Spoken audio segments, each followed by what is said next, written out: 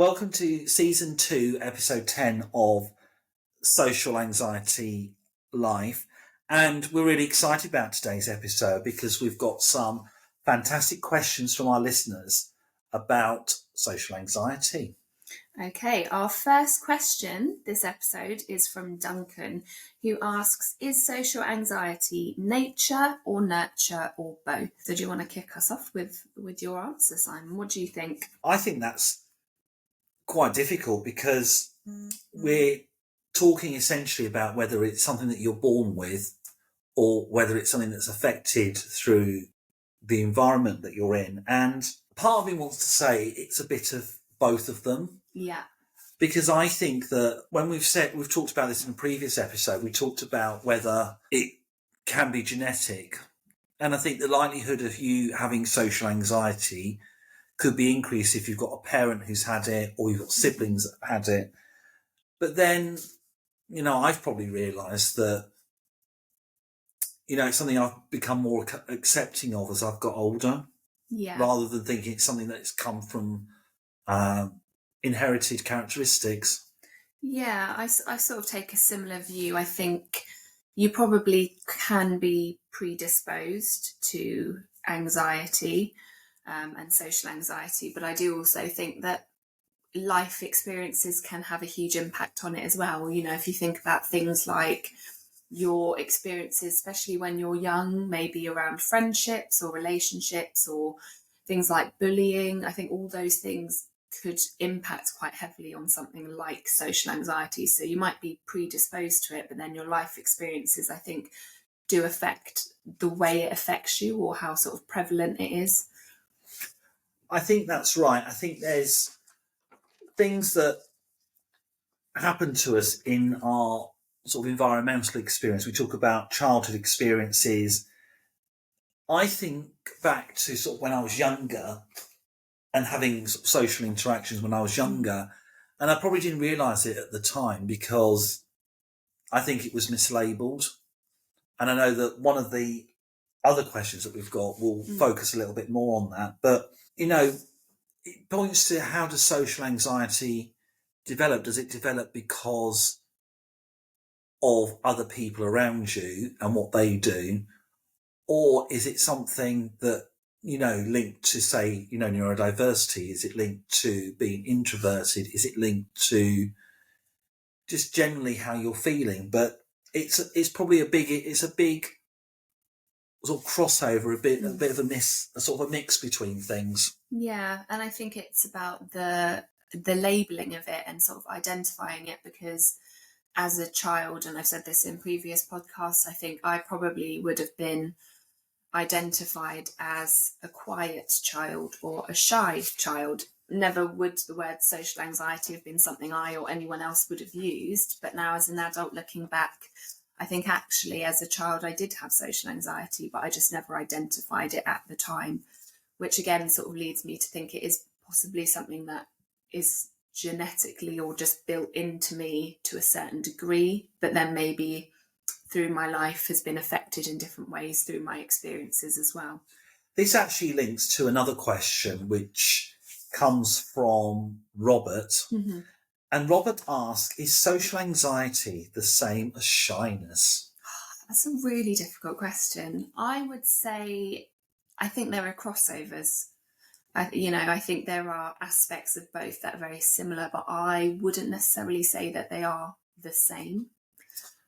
Yeah, if you look at what shyness is, I think shyness is more of a trait rather than, say, a part of neurodivergency, diversity, for example. So we think about shyness being, discomfort, or you're inhibited in social situations. And I think a lot of people experience shyness in various different forms.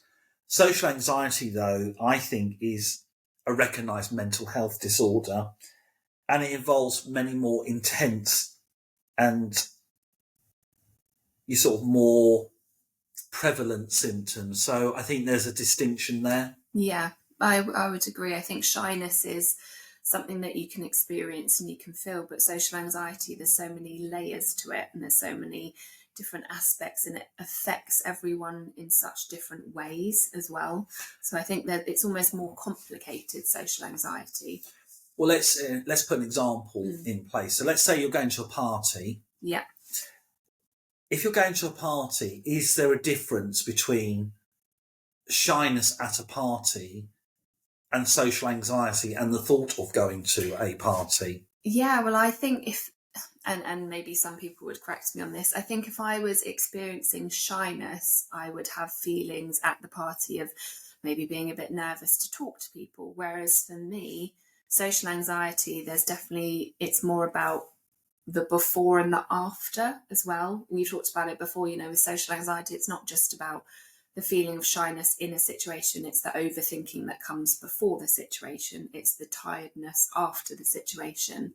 There's so much more to it in the lead up and the aftermath of a social event. I think with shyness, you're going to get nervous before going to the party. I think when you get there, the shyness probably gets alleviated by the more comfortable you feel with it. But I think with social anxiety, you'll avoid going altogether. Yeah. And the reason you avoid going altogether is you're fearful of that sort of social stuff, the social things that happen at a party where, I've been to parties where I've been with one person that I know and no one else I knew at all. And I pushed myself to go to those events. But now I realise actually I shouldn't have pushed myself to go through it because they were hard work going to those parties because of just how they are and having to sort of read the room, who's there, interacting with people. But the shyness, that doesn't happen. That's not the same, is it? No. Shyness doesn't interfere with the sort of everyday functions of our lives. Yeah. And I think, we've talked before about social anxiety and the sort of I suppose, symptoms of it, the physical. So for me, if I was feeling shy, perhaps I'd be feeling nervous, or I'd feel, maybe I'd have like an increased heart rate. But, with social anxiety, we've talked about all those different feelings you can get when you have social anxiety, the fast heart rate, the sort of heavy breathing, all those things that come along with social anxiety that I don't think are so prevalent with shyness. I think for listeners who are listening to this episode who identify with being shy, being shy is normal. Yeah. And when it becomes the process of it becoming an issue is when it starts to significantly interfere in your daily life. So I think there's things that are similar between shyness and social anxiety. But as we've discussed, there's an important distinction between social anxiety and shyness. It's all about recognising it for yourself. And, if you go to a party and you're feeling very uncomfortable, it's then likely to be more than just shyness. It's more likely to be the feeling of social anxiety. Yeah. We have another question here. This is anonymous. The question is, do you think society views anxiety as weird? Wow, that's a strong word, isn't it? Yeah, I don't think I would use that word actually. Weird. I think my take on it is, I just think there's still a lack of understanding around it. I don't necessarily think society sees it as weird, but I think some people don't understand social anxiety and don't really understand the impact that it can have on a person. I think there's maybe a lack of understanding about actually how difficult it can be for a person with social anxiety, but I don't necessarily think the word weird would be a word I would use to describe. I think it would have been viewed as weird. If we're talking like 10 years ago, 15 years ago, I think it would be different or weirdness. Yeah. But now I think more people are more open to talking about their mental health and mental health struggles. And it's, in a lot of cases now, it becomes more normalised to talk about how you're feeling and how you're coping with things. And I think those sort of things, and that's particularly that sort of attitude, helps to shift those views of society into something a bit more accepting. Yeah.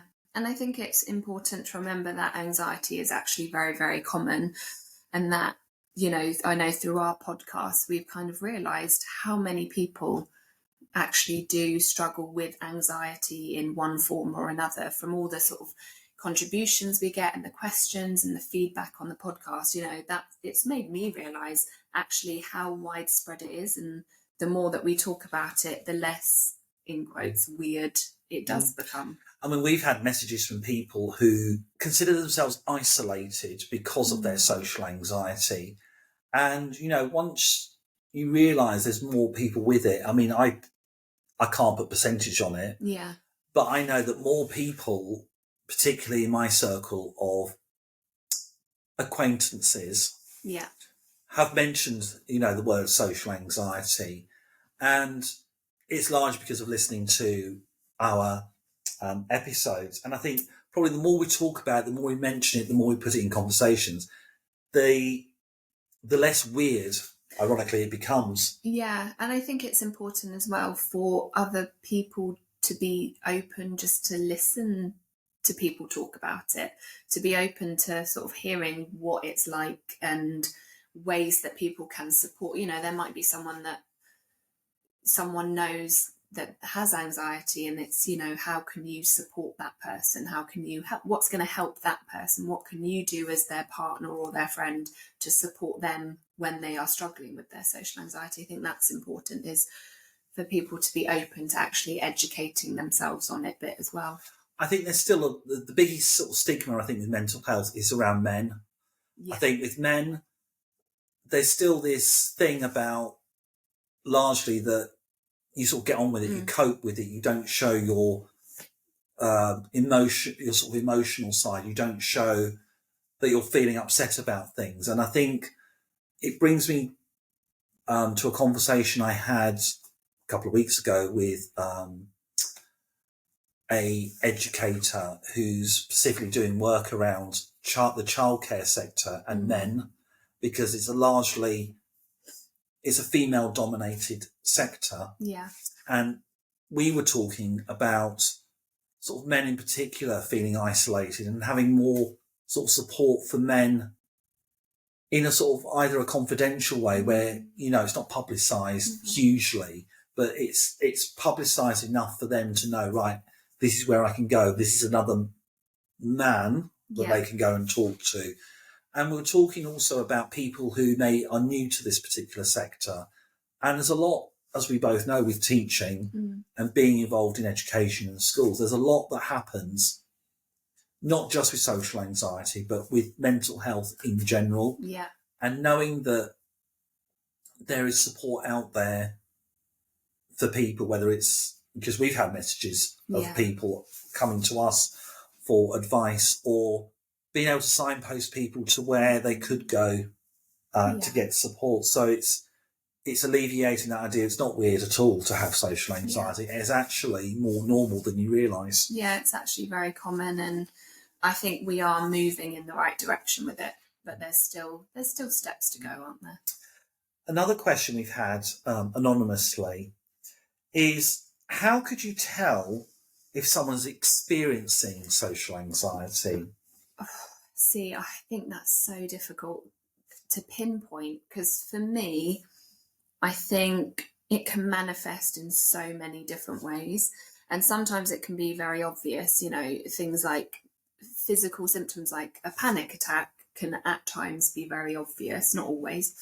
But then sometimes social anxiety manifests in such subtle ways.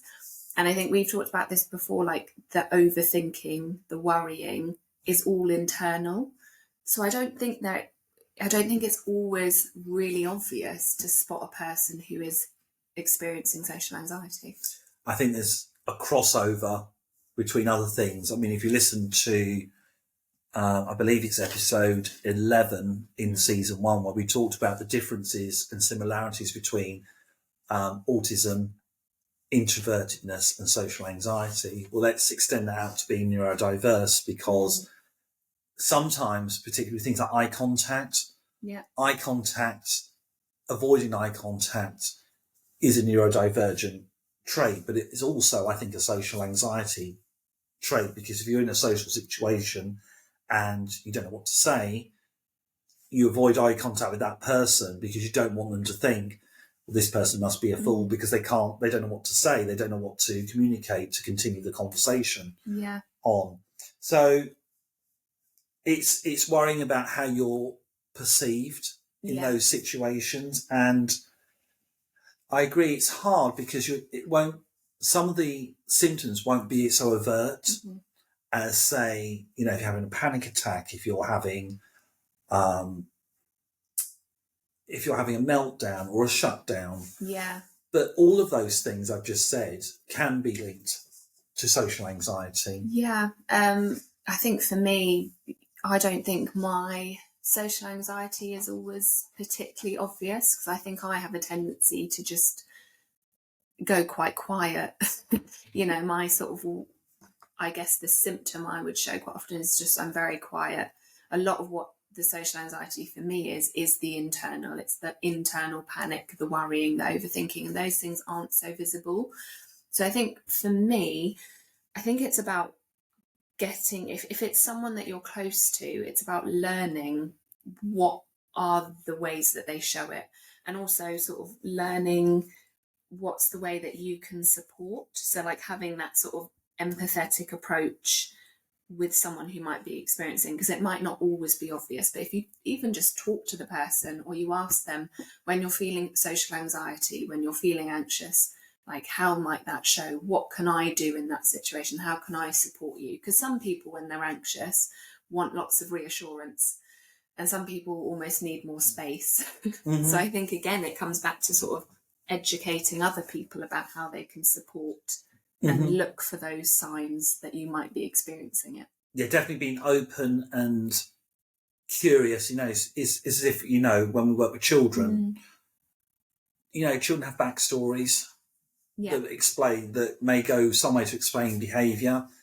The same needs to be applied with adults, in social situations, because you just don't know. Yeah.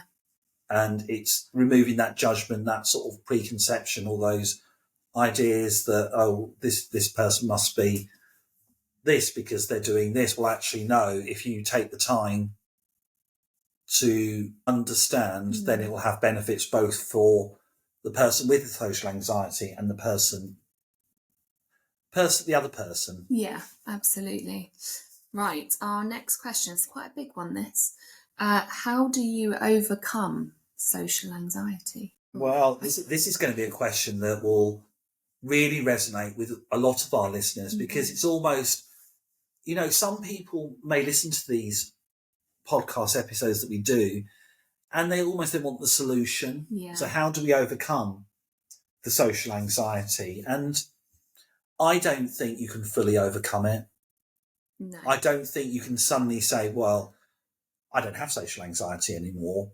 The stuff that you can do to develop strategies, and we've talked about therapy quite extensively, therapy, counselling, talking to someone, and professional help definitely helps. Yeah. Because if you have a diagnosed or even self-identified anxiety condition, it then helps you to understand what it is and sort of developing your plan to cope with it. Yeah, I think I would agree. I don't think it's necessarily something that you can fully overcome to the point where you just don't have social anxiety anymore. But I do think that you can sort of progress quite significantly with it. But I think a bit of it is trial and error as well. So we've talked in the past about, things like therapy that have worked for some people really well and not so well for others. But I agree, there's so many different steps that you can take. So there is professional help, as you said, talking to people about your anxiety, trying to speak more openly about it, support groups. For some people, like for myself, as I think something that's helped me is actually being almost forced into more social situations.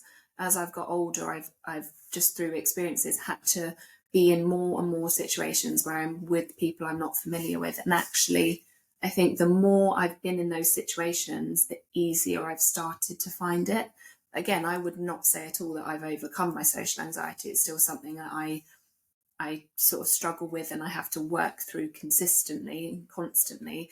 But I would say that my social anxiety probably has improved as I've got older.